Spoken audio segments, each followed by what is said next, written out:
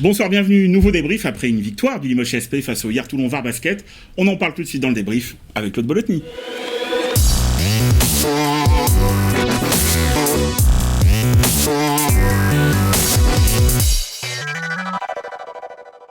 Claude, ravi de vous retrouver ce soir. Nouvelle victoire du Limoges SP, on va y revenir face au Hier Toulon Var Basket. Mais, comme d'habitude, j'ai envie de dire, vos jeunes pousses ont pris une manie, c'est de s'imposer désormais. 5 victoires d'affilée pour les espoirs, encore une bonne nouvelle. Oui, bonsoir Antoine, bonsoir à tous. Écoutez, le match de ce soir en espoir est pour moi le match référence de leur début de saison. Avec 3 cartons sur un nuage.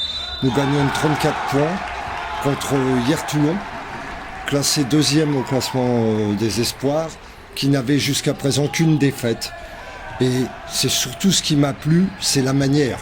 Hier Toulon est une équipe très aguerrie qui nous a beaucoup défendu en zone et on a vraiment très très bien attaqué. On finit le match avec nos 4 cadets sur le terrain. Et vraiment, autre chose, Vincent a recommencé.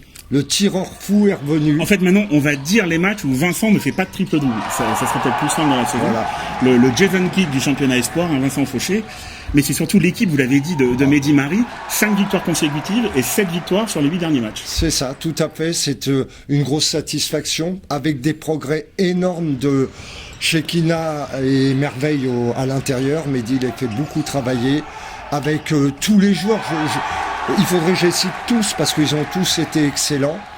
Et je crois qu'ils ont senti un petit peu cette odeur du trophée du futur qui va bientôt nous arriver. Alors vous l'avez dit Claude, enchaînement parfait comme d'habitude. On va y revenir très rapidement dans les prochains jours. Vous verrez sur cette équipe espoir et sur la formation en général avec plaisir.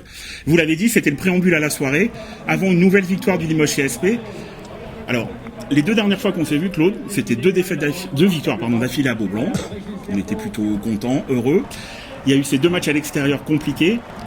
Ce soir, j'ai envie de dire, il n'y a pas de quoi s'emballer. On ne va pas s'emballer. On va reconnaître que c'est une victoire du Limoges SP qui a fait le travail. Mais il y a des choses à dire, non ? Oh, il y a beaucoup de choses à dire. D'abord, moi, je vais faire une analyse générale sur la saison qui avance de plus en plus et sur le constat que je fais. Notre équipe peut gagner des matchs à Beaublanc sur des équipes à peu près de notre valeur, ne peut pas jouer contre les fortes équipes. À chaque fois qu'on joue à l'extérieur contre une équipe qui est donnée pour une des favorites pour le titre, on prend des doudounes. Donc je crois que ce qu'on a vu ce soir est notre niveau. Maintenant, on va parler de l'équipe après. Moi, je voudrais juste peut-être faire un petit constat. Allez-y, Claude. Le basket français, le championnat de France de basket est quand même d'une faiblesse qui m'inquiète, aussi bien du côté des joueurs. Alors pas toutes les équipes, il y a 4 équipes qui sont nettement au-dessus, mais aussi du côté de l'arbitrage, ce que j'ai vu ce soir. Alors j'ai pas du tout l'habitude dans les débriefs de parler de l'arbitrage, mais ce que j'ai encore vu ce soir, ça me gêne, quoi. Non mais vous faites bien, c'est vrai que on va rien vous cacher, avant chaque débrief, on se voit, on parle du match, et tout de suite ce soir, ce qui est ressorti de la discussion, c'est l'arbitrage. Loin de dire qu'ils ont favorisé l'une ou l'autre équipe, mais c'est vrai qu'il y avait 31 fautes au milieu de 2e quart-temps, ça sifflait constamment, le rythme était haché. Voilà, la première sentiment en sortant de ce match, c'est que les arbitres ont été les acteurs principaux, et en principe c'est mauvais signe. Ah oui, et puis par exemple, alors je veux pas le défendre et tout, mais ils savent pas siffler Fréjus, quoi. Il y a 3 ou 4 fois, les joueurs viennent s'empaler dessus. Qu'est-ce qu'il faut qu'ils se mettent sur le côté pour laisser passer les joueurs? Ils lui rentrent dedans. Alors bien sûr, ils rebondissent. Et on lui siffle des fautes. Donc ça aussi, ça me gêne un peu. Mais on va peut-être repasser au match maintenant. Bien que ça fasse partie du match, hein. Je veux dire, c'était vraiment un des points importants à aborder ce soir. Il y en a un autre, au rayon des bonnes surprises.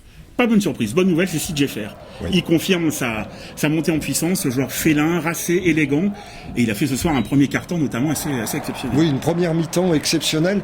Rappelez-vous, il y a quelques débriefs de ça, je vous ai dit que je croyais en lui, c'était un jeune joueur, et qu'il fallait qu'il s'habitue au basket européen.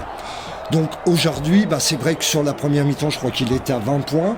Là, il est à 31 d'évaluation. Dont 16 en premier quart-temps. Dans 16 dans le premier quart-temps. Et il a été présent partout. Après, un peu de fatigue, mais là, pour moi, c'est une très bonne pioche. Avec en plus une facette du jeu qu'on avait abordé. Il pénètre, il provoque 4 fautes, je crois, dans le premier quart-temps. Il fait 2 N1 sur des shoots à 5-6 mètres. Il prend des tirs à 3 points. 7 sur 8 au lancer franc. 7 sur 8 au lancer franc. De l'autre côté du terrain, il contre 2 fois. Il fait une grosse défense, je crois que c'est sur Evans, le numéro 5 de Hier Toulon. Il le lâche pas.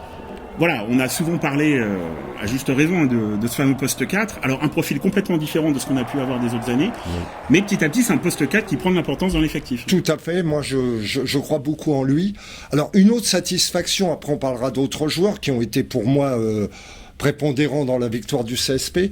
Une autre satisfaction, c'est que, alors pas pour lui, Buffort, ce soir, il a été inexistant. On ne le voit pas, il est maladroit et tout, et on gagne quand même. Donc j'avais un peu peur, moi, de la dépendance Buffort au fur et à mesure des matchs. Depuis quelques matchs, il est en baisse, mais c'est normal. Hein. En plus, les vidéos circulent. Hein. Les vidéos circulent, on sent qu'il est plus ciblé. Il est beaucoup plus ciblé. Une autre grosse satisfaction pour moi, c'est Wood. Le patron, vous l'aviez dit. Le patron, je l'avais senti. Et surtout le mec qui a des cojones, c'est-à-dire qui prend les tirs quand il faut les prendre et qui les met. Le dernier tir à 3 points, parce que moi j'étais pas fier à 3 minutes ou 2 minutes de la fin. Il y a eu -5, -6. Oui, ils sont... Ils étaient dans le match. Ils étaient à un moment à même pas 3 possessions. Donc il a vraiment fait un match sérieux, rassembleur, marqueur quand il fallait. Par contre, il y a une chose qui m'a choqué ce soir dans l'équipe, c'est hier Toulon nous prend 16 rebonds.